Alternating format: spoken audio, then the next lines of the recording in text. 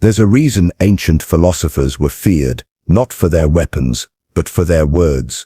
Socrates once warned of a truth, so unsettling, it could unravel everything we think we know about love, power, and desire. A truth that exposes why attraction isn't what it seems, and why women silently fear the moment men finally understand it.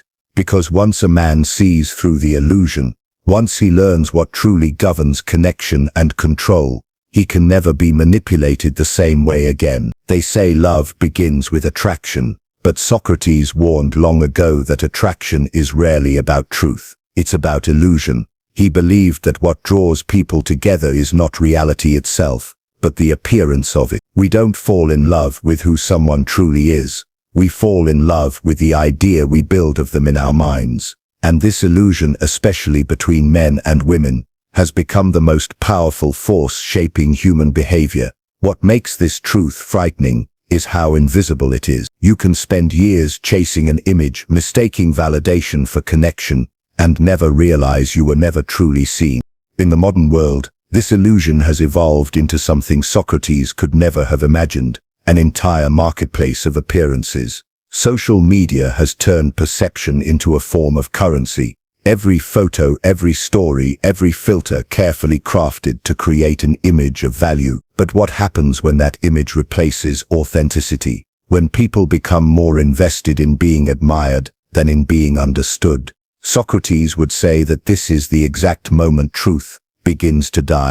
For men, this illusion has a unique danger. Many believe attraction is about looks or charm, but Socrates knew it was about something deeper, the hunger for approval. The moment a man begins to seek validation, he gives up power. He starts performing instead of being. He chases what he thinks will earn him affection, not realizing that in doing so, he becomes predictable, controllable, and dependent on external praise. This is what women unconsciously fear. Men will one day realize that attraction, when stripped of illusion, exposes a very different dynamic.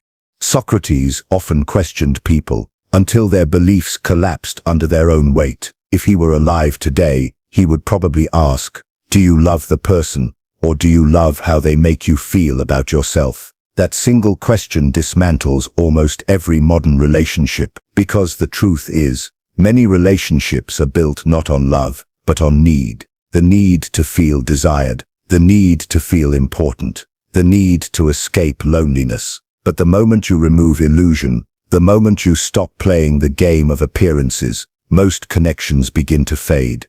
This is why truth is feared, because once you see beyond the illusion of attraction, you stop being easily impressed. You stop chasing what only looks valuable, and you start valuing what actually is. You begin to notice that many people rely on the performance of beauty, not the depth of character, and in that realization, you find a kind of quiet freedom, but it's a freedom that comes with distance. Those who see the illusion for what it is often struggle to fit back into a world that worships surfaces.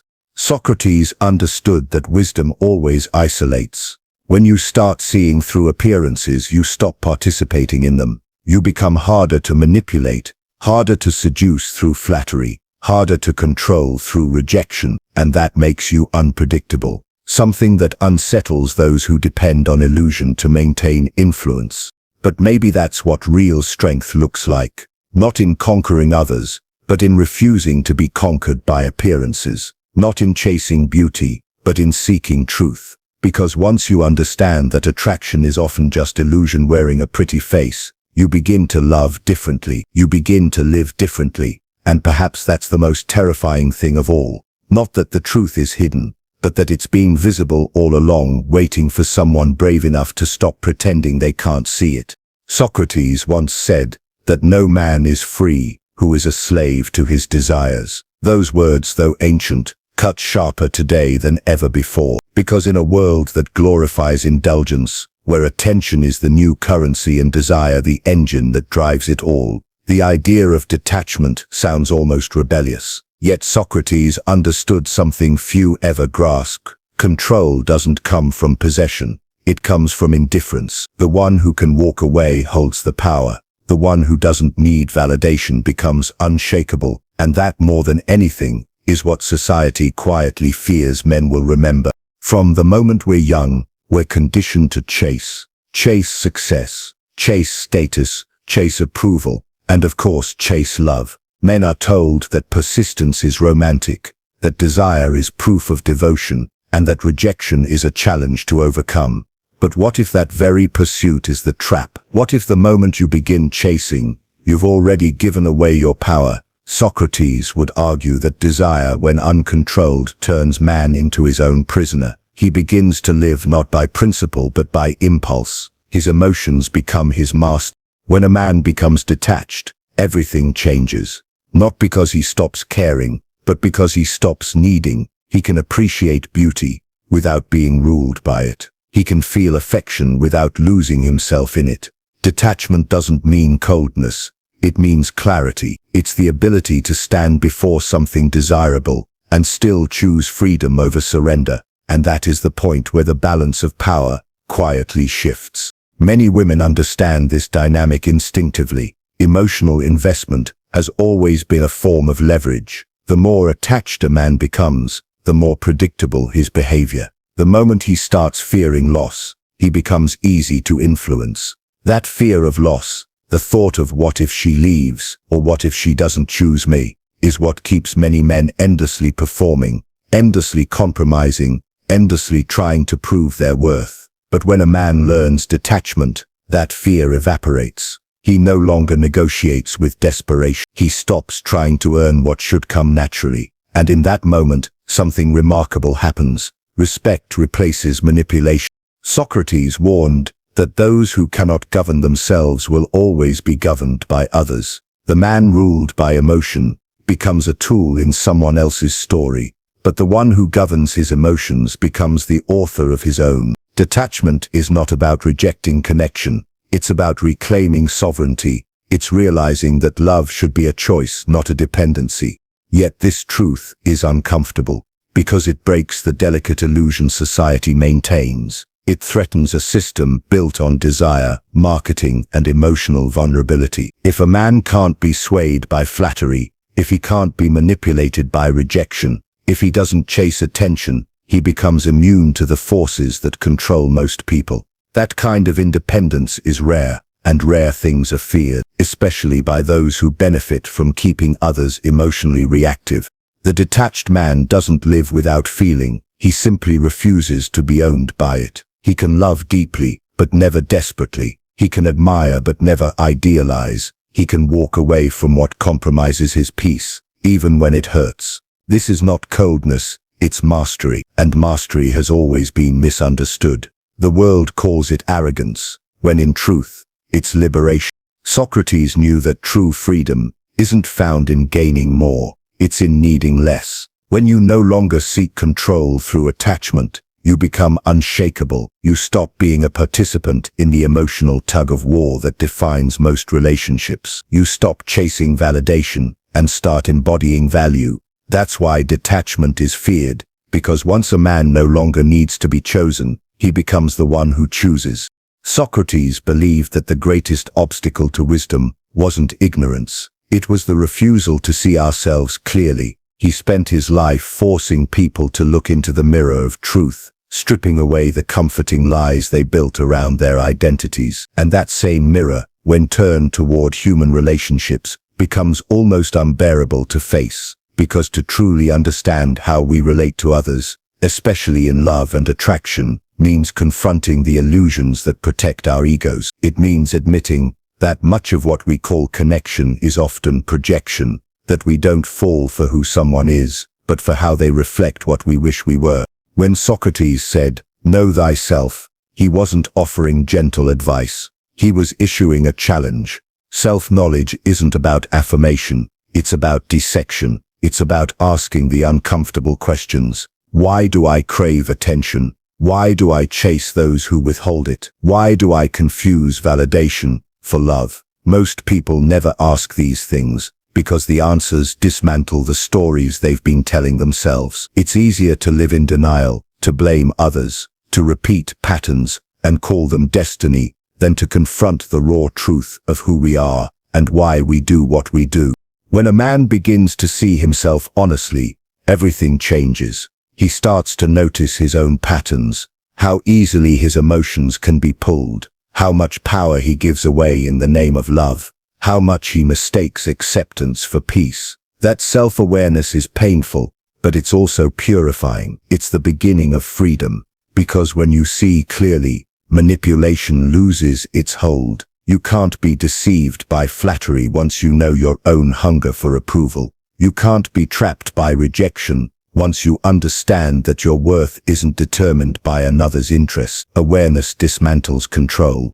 But this mirror doesn't only reflect the self, it reflects others too. You begin to see through performances, through emotional games, through the illusions people use to feel significant. What was once mysterious now looks mechanical. What once seemed magical begins to appear predictable, and that realization, while liberating, is also lonely, because most people aren't ready to face the same mirror you now see through. The truth isolates the wise, just as Socrates warned. When you start speaking honestly, people accuse you of cynicism. When you stop playing along with emotional theatrics, they call you detached. When you refuse to be flattered into blindness, they call you arrogant. But in truth, you've simply stopped pretending. You've chosen clarity over comfort, and clarity always comes with a cost. Because once you start seeing through illusions, you can't go back to being impressed by them. Still, this kind of awareness is not meant to harden you, it's meant to awaken you. It teaches discernment, not bitterness, compassion, not naivety. You begin to understand that most people don't manipulate out of evil, but out of fear. Fear of not being enough, fear of being unseen. And in seeing that, you no longer resent them. You simply stop participating in the game. Socrates taught that an unexamined life is not worth living. Today we might say an unexamined love is not worth keeping, because without self-awareness, love becomes a mirror of our insecurities, rather than a reflection of truth. When you finally have the courage to look into that mirror and not look away, you begin to love differently. You no longer seek to possess or be possessed. You seek to understand. You no longer fear being alone. You fear being blind. And maybe that's the essence of what Socrates tried to teach, that the most terrifying mirror isn't the one that shows you others, it's the one that shows you yourself. Socrates knew that truth doesn't make life easier, it makes it clearer, and clarity has a price. The more you see, the harder it becomes to unsee. Once you understand how illusions shape love, attraction, and power, you can't return to the comfort of ignorance. You begin to realize that most of what people call happiness is just distraction, that what they call connection is often dependence, and that what they call love is frequently an exchange of needs, dressed up as virtue. The death of illusion isn't gentle, it's a kind of quiet death within yourself. The part of you that once believed the stories everyone else still clings to. Socrates was condemned, not because he was wrong, but because he told people the truth about themselves. He understood that humans don't fear pain nearly as much as they fear awakening. Pain passes, awakening changes you forever. And that's what makes truth dangerous. It pulls away the masks people depend on to feel secure. When a man learns to see the world as it is, he begins to walk alone, not because he wants to, but because most people can't follow him there. The truth doesn't alienate, it reveals who was never real to begin with. When you stop living by illusion, people start to call you different things. They say you've changed, become distant, detached, maybe even cold, but what they're really saying is that you no longer play your old role in their story. You've stopped giving them the comfort of the lie. You don't react the same way to manipulation. You don't fall for the same charms, and you don't feed the same emotional games. You've begun to see behind the curtain, and once you do, the world becomes quieter, simpler, and lonelier. But in that loneliness lies a strange kind of peace, one that no approval or affection could ever replace. Socrates believed that truth liberates not by adding more, but by stripping away what isn't real. The wise man doesn't accumulate, he lets go. He lets go of false desires, of borrowed beliefs, of the need to be understood. He lives by inner alignment, not external validation. That's why truth is feared. It destroys the comfortable illusion that ignorance keeps alive. Most people want happiness without understanding. They want love without honesty. But the man who embraces truth accepts that both happiness and love mean nothing if they depend on illusion. And yet, in this stripping away, something beautiful happens.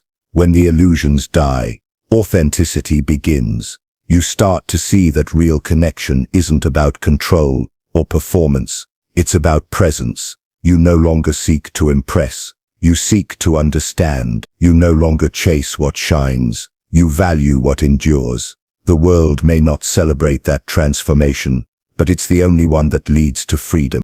Socrates often said that the price of wisdom is solitude. The awakened man doesn't fit easily into a society built on pretense. He becomes an outsider, not because he despises others, but because he refuses to lie to himself. He learns that freedom isn't found in being liked. It's found in being real. And though that truth may isolate him, it also elevates him. For the man who stands alone in truth stands higher than the crowd lost in illusion.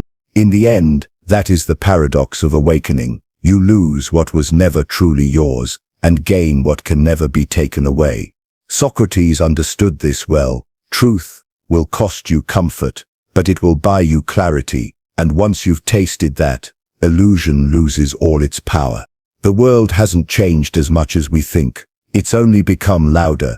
The same truths that Socrates spoke under the Athenian sun still echo in our modern lives, but few are willing to listen, because the truth doesn't flatter, it confronts. It doesn't comfort, it awakens, and awakening has always been dangerous. Most people will keep chasing illusions, mistaking attention for affection and pleasure for peace. But those who dare to see, the ones who peel back the layers of appearance and stand face to face with reality, those are the few who break free. Socrates was killed for speaking what everyone secretly knew but feared to admit. And perhaps that's the warning he left behind, that truth will never make you popular, it will make you powerful. So, if you ever find the courage to look past beauty, beyond charm, and through illusion itself, you'll discover what Socrates already knew, that the greatest power a man can possess is not control over others, but mastery over himself.